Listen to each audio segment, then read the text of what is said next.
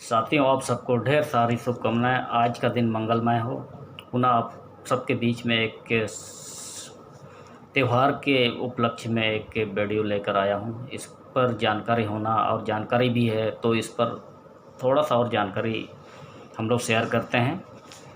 तो साथियों, कल गुरुवार है, हम सबको मालूम है, और गुरुवार के दिन ही करवा चौथ का त्यौहार पड़ रहा है। तो इस पर जानकारी होना ज़रूरी है कि गुरुवार के दिन का क्या महत्व है और करवा चौथ से क्या संबंध है। तो ऐसा कहा जाता है, पंचांगों में, पुराणों में ये लिखा है कि गुरुवार के दिन रोहिणी नक्षत्र एवं वृषभ राशि के चंद्रमा की साक्षी में आ रहे हैं। गुरुवार के दिन रोहिणी नक्षत्र एवं वृषभ राशि के चंद्रमा की साक्षी में आ रहे हैं। ये अपने आप में विशेष महत्व रखते हैं। पंचांग के अनुसार विशेष महत्व इस दृष्टि से भी हो जाता है क्योंकि गुरुवार का दिन सप्ताह में सबसे बड़ा दिन माना गया है। गुरुवार का दिन सप्ताह में सबसे बड़ा दिन माना गया है। रोहिणी नक्षत्र को 27 नक्षत्र में विशेष मान्यता दी गई है। वृषभ राशि का चंद्रमा जो कि अपनी उच्च राशि में स्थित रहेगा, अर्थात वृषभ राशि में चंद्रमा उच्च का हो जाता है। साथ ही साथ यह अपनी विशेष कला तथा आभा के साथ विद्यमान रहेगा। तो विशेष होता है गुरु रोहिणी योग में करवा चौथ सीधे दुष्प्रभाव को रोकता है।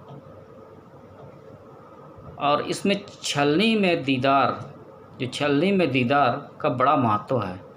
इसलिए छलनी से देखने की जो परंपरा है, इस पर भी हमें जानकारी होना जरूरी है। तो इस प्रकार है, चंद्रमा को अर्घ्य देने के बाद छलनी या छिद्र पात्र का उपयोग किया जाता है।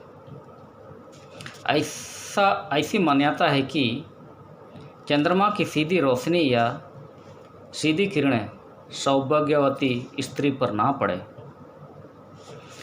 उसके पीछे भी पौराणिक कथाएं अलग अलग प्रकार की है,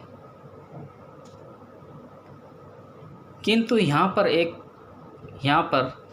यह कहना आवश्यक है कि यह चंद्रमा चूंकि वृषभ राशि का है, इस दृष्टि से सौभाग्यवती स्त्रियों के मन पर किसी प्रकार का सीधा दुष्प्रभाव ना पड़े।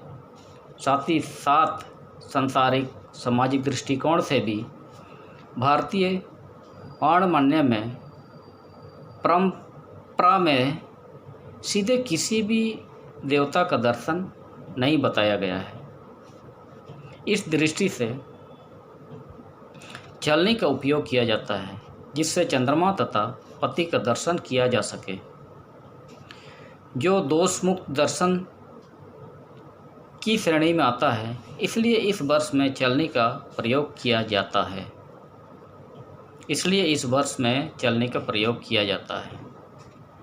तो कारवा, अब समझते हैं थोड़ा सा कारवा का मीनिंग क्या होता है। उसमें जो यूज होने वाले बहुत सारा चीज़ है। कारवा है, दीपक है, पूजा की थाली है, हरिद्रा है, कुमकुम है, अबीर है, गुलाल है, अक्षत है। इसका क्या इम्पोर्टेंस है, थोड़ा संक्षेप में हम लोग जानकारी लेते हैं।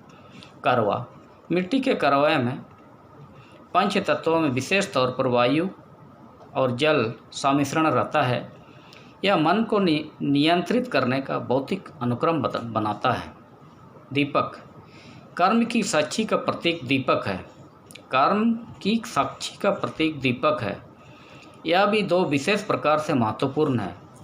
पहला, यह कर्म की साक्षी के रूप में अपने व्रत का नियमन किया, और दूसरा, जिस प्रकार दीपक की ज्योति वातावरण को आलोकित करती है, उसी प्रकार से हमारे जीवन में भी प्रेम, स्नेह और सामंजस्य का प्रकाश विद्यमान रहे।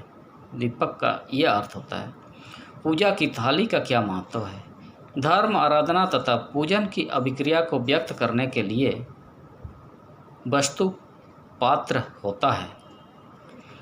इसमें रखी सभी सामग्रियों को धात्विक पात्र कहा जाता है, कहते हैं। हरिद्रा पूजन पद्धति में यह सब औषधि के नाम से विख्यात है।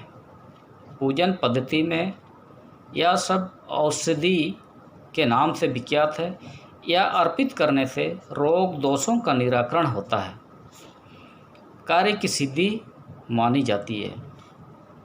कुमकुम हम लोग जो यूज करते हैं, कुमकुम सौभाग्य सामग्री का विशेष उपकरण है। सौभाग्य सामग्री का विशेष उपकरण है जिसके माध्यम से सौभाग्यवती स्त्रियों का सौभाग्य चिरकाल तक निरंतर विद्यमान रहे, उसके पीछे भावना है अर्पित करने की। कुमकुम अर्पित करने की ये अर्थ है। अबीर सबको मालूम है। पुष्पा के चूर्ण से निर्मित श्वेत रंग का या परिवार में प्रसन्नता को प्राप्त करने की दृष्टि से अर्पित किया जाता है। पुष्पा के चूर्ण से निर्मित श्वेत रंग का या परिवार में प्रसन्नता को व्याप्त करने की दृष्टि से अर्पित किया जाता है। एक गुलाल होता है, गुलाल जो हम लोग यूज करते हैं। गुलाल का क्या महत्व है? निरंतर मंगल कामनाओं के साथ मांगलिक कार्य परिवार में होता रहे, उस भावना की दृष्टि से इसे अर्पित किया जाता है। गुलाल का महत्व को जानकारी होना जरूरी है। गुलाल अक्सर हम लोग यूज करते हैं। एक अक्षत के बारे में भी जानकारी होना जरूरी है। पूर्णता के भाव से जुड़ा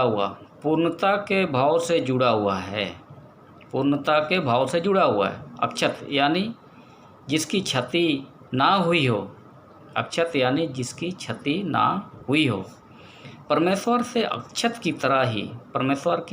की तरह ही अपनी पूजा को क्षतिहीन यानी पूर्ण बनाने की प्रार्थना करते हैं, या शांति से भी जुड़ा हुआ है। अक्षत जो है ना, शांति से भी जुड़ा हुआ है। तो कल गुरुवार है, करवा चौथ है, इस पर इतना जानकारी होना ज़रूरी है।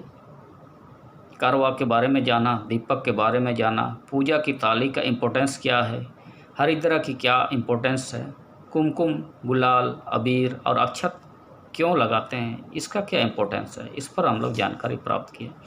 आप लोग को ढेर सारी शुभकामनाएँ, एडवांस में शुभकामनाएँ देता हूँ। सभी महिलाओं को ढेर सारी शुभकामनाएँ करवा चौथ की।